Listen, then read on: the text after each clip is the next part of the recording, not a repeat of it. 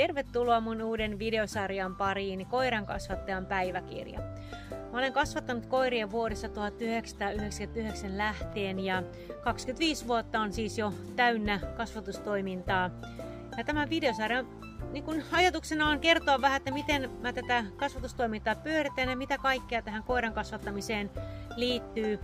Ja toivottavasti joku saa tästä vinkkejä mahdollisesti omaan tulevaan kasvatustoimintaansa, tai sitten ne, ketkä minulta ovat pentoa ottamassa, niin näkevät vähän, että miten mä täällä koirien kanssa touhuilen. Olen kasvattanut 81 pentuetta ja mun päärotuna on ollut aina samoyedinkoira, ja tämä on mun 70. samoyedinkoira pentue. Omia koiria mulla asuu täällä kotona 4 kappaletta. Arttulan 3 mallin Kara, eli Kara. Arttulan Olen legenda, eli Juti.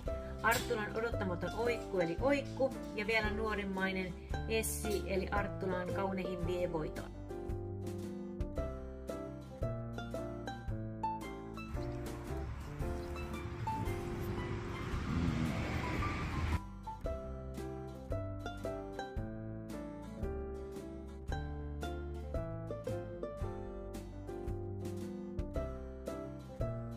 Sijoituskodeissa mulla asuu 10 narttua ja 1 uros ja kaikki ovat rodultaan samoyedinkoiria.